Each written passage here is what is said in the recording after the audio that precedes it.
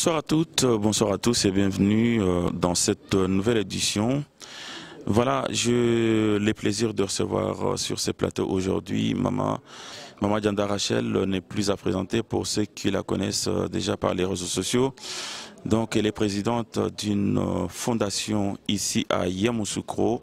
Je suis Elika Bakando Rachel, épouse Dianda.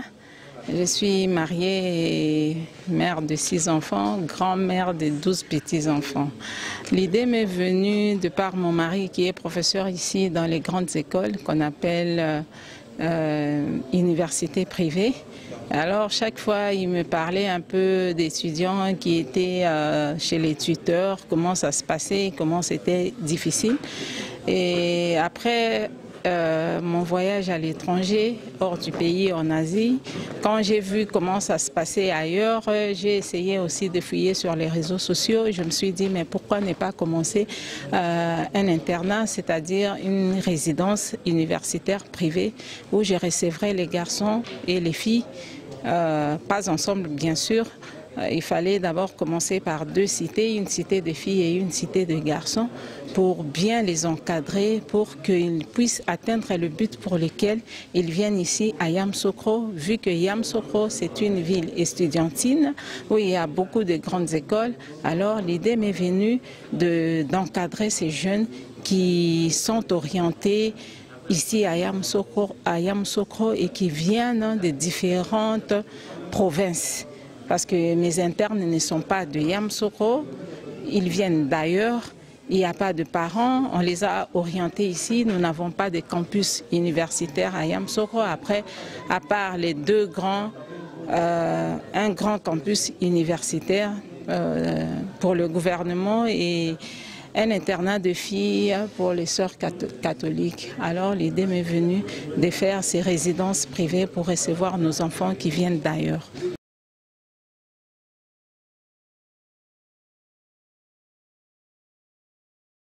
Vous limitez à Yamoussoukro, vous avez l'intention d'élargir un peu les rayons d'activité ici à Abidjan ou en Côte d'Ivoire.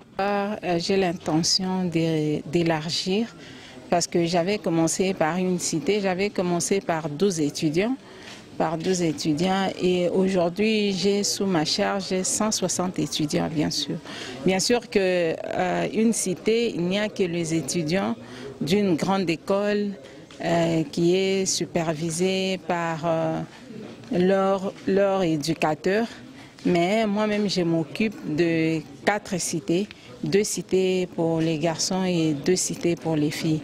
Et l'autre cité c'est dirigé, bon j'ai donné les locaux, mais c'est dirigé par les responsables de la grande école nationale ici à Yamoussoukro. Alors j'ai l'idée d'élargir, d'avoir des résidences, surtout le besoin est grand aussi à Abidjan, parce que vous le savez, dans les réseaux sociaux, il y a d'autres étudiants qui se sont plaints, qui n'ont pas où loger et au campus, ils viennent de l'intérieur, au campus là-bas, ils n'ont pas de place, il y a d'autres qui dorment dans les salles de classe. Voilà, donc j'ai l'intention d'élargir le projet et puis d'ouvrir partout où il y a les universités et les grandes écoles ici en Côte d'Ivoire.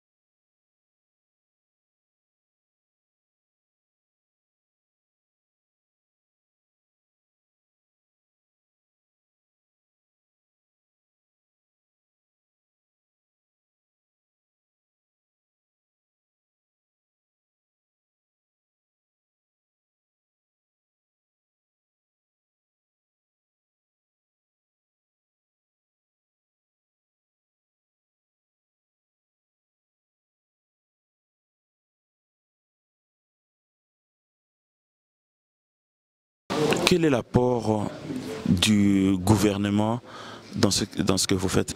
Je travaille avec mes propres moyens à caractère humanitaire parce que les étudiants ne payent pas grand-chose. C'est 1000 francs le jour. Or, à Yamoussoukro, tout le monde le sait, on ne peut pas avoir les conditions que les enfants ont moyennant 1000 francs par jour. Parce que c'est 30 000 le mois et les 10 mois font 300 000. Et pour la nourriture, je fais un prix forfaitaire de 50 000 par année et 50 000 francs CFA. Par année? Par année. Pas par mois? Non, pas par mois, par année. Donc c'est presque de la gratuité. C'est presque de la gratuité et les enfants sont quand même dans de bonnes conditions comme vous-même vous venez de le remarquer. Donc je travaille avec mes propres moyens et c'est pourquoi tout à l'heure là je ferai appel aux hommes de bonne volonté parce que plus j'avance, plus aussi le besoin est grand et les moyens deviennent petits.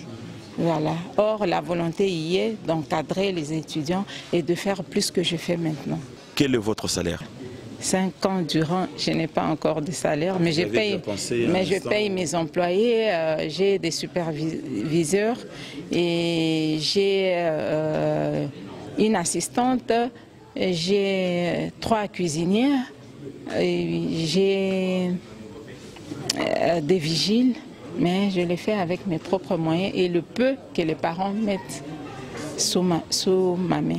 Voilà. Que la structure n'est pas subventionnée par l'État? Non, malheureusement. Ok, très bien.